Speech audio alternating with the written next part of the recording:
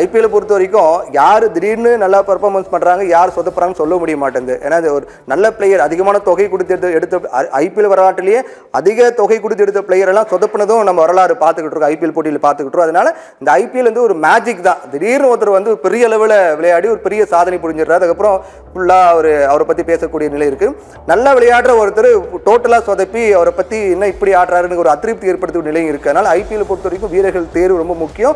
அப்படி எடுக்கப்பட்ட வீரர்களை சாதுரியமாக பயன்படுத்துறது, சரியாக பயன்படுத்துறது அப்படிங்கிறது மிகப்பெரிய ஒரு விஷயமா இருக்குது. இப்போ கொல்கத்தா, சென்னை, இப்போ மும்பை பொறுத்த வரைக்கும் நம்ம ஏற்கனவே சொன்ன மாதிரி 5 பிளேயர் தேவைப்படுது. ஆனால் 2,75,00,000 தான் வச்சிருக்காங்க. அப்படின்னா அவங்க எவ்வளோ டஃப்பாக இருக்கும் அவங்க செலெக்ஷனில், இந்த பிளேயர் தேர்வில். கண்டிப்பாக. அதாவது நீங்கள் சொன்ன மாதிரி மும்பை வந்து பார்த்தீங்கன்னா நம்ம லாஸ்ட் சீசனில் ஒரு விஷயம் நோட் பண்ணி ஆகணும். என்னன்னா கிட்டத்தட்ட பாதி ஐபிஎல் முடியறப்போ கடைசி பிளேஸ்ல இருந்த ஒரு டீம் பாத்தீங்கன்னா பிளே ஆஃப்க்கு வந்தாங்க. சோ அதனாலதான் எனக்கு சென்னைக்கு தான் போட்டி. ஆமா. சோ ஏன்னா அவங்க பாத்தீங்கன்னா யாரு கடைசி இடங்கிறதுல, ஆமா, நம்ம அப்படி யோசிச்சுட்டு இருந்த டைம்ல திடீர்னு கடகடன்னு எல்லா மேட்சஸும் வின் பண்ணாங்க. சோ அதனால அவங்க மேபி என்ன பிளான் பண்ணிருப்பாங்கன்னா நம்ம டீம் நல்லா தான் இருக்கு. அதே மாதிரி ஆல்ரெடி எக்கச்சக்க இந்தியன் பெஸ்ட் பிளேயர்ஸ் வந்து மும்பைல தான் இருக்காங்க.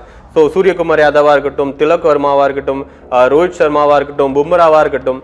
ஸோ இந்த மாதிரி நல்ல பிளேயர்ஸ் எல்லாம் பார்த்தீங்க அப்படின்னா மும்பை டீம்ல இருக்கிற அப்படின்றனால அவங்க பெரிய லெவல்ல வந்து யாரையுமே ரிலீஸ் பண்ணவே இல்லை. ஸோ அதனால தான் அவங்க அமௌண்ட் வந்து அப்படியே மேபி 2.75